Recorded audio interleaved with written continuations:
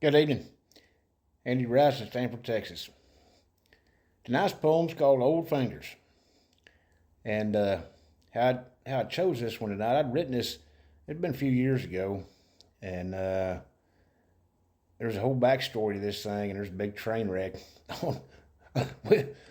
behind this story with cattle off river over East Rural and old Bill Jones.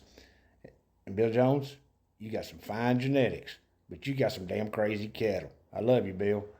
But anyways, follower Gary on here asked me if I had any more poems about that were a combination or culmination of Army and cowboy life coexisting and, coming together. And I wrote this one called Old Fingers.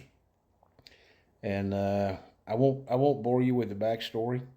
If you'd like to hear it, well, tell me after I get done reading it. And but let me get a drink and we'll get this thing started. Old Fingers. There was an old fella that everybody nicknamed Fingers. Now, if you've been around cowboying, this sure ain't the damn name of a ringer. Slow he always moved, and hell, he never ran his mount at a trot. His roping skills never quite perfect. As a matter of fact, he missed a lot.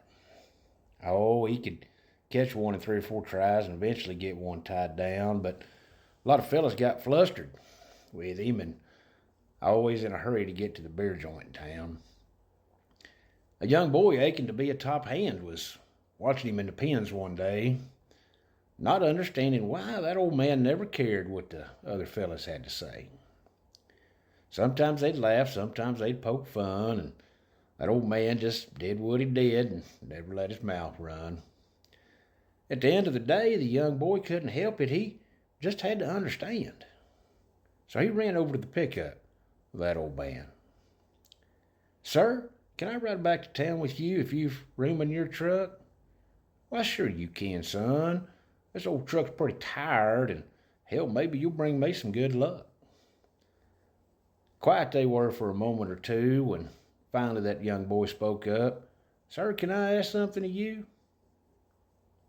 Well, he never liked to talk much about his early life to most folks. He liked to sip whiskey in the evening and talk about how to build grass and build fine mama cows and hear some good jokes. He saw the look on that boy's face and knew what his questions were all about. He pulled over on the bar ditch and decided not to let that boy feel like his questions caused a rout. He pulled his hat off and wiped the sweat off his brow, and he slowly started to speak. "Son, I bulldogged 90-ton snatch blocks off a mount that was 30 hands and weighed 60 tons. Hitching up to broke down mounts in 120-degree hell in a hot Arab sun. Hundreds of miles from nowhere with hostiles all around and with no place to stray. Day in and day out just to save our mounts and drag cavalrymen out of harm's way.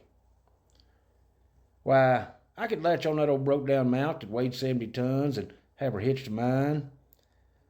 I'd get her dragged up faster than any other, always tied off those cables as fast as a winter NFR time. It's just me and 2 fellas. Made thousands of miles of Arab desert by ourselves we did run. Night or day with bullets flying, it never mattered because the job had to get done. Wanted by all in 10 outfits, there was none better 3 top hands. Cavalrymen we were, son, and we rode for the brand. You see, the work on these outfits and those pastures and pens is mighty important indeed. Young men all proving their worth, building skills and pride from the root of a saddle tree. But for me, son, cowboy work I do and enjoy, but it can never be the same or even compare. For the honor of being a cavalryman and wearing cavalry spurs is something extremely rare. There's never a time each day when my mind doesn't wander back to the old troop. Brave rifles was our motto, and of the hostiles we counted many coup. So son, don't you worry, wander or fret, for you see, all this cowboying is mighty necessary, and it sure is fun, but being a top hand just not as important to me. Have a good evening.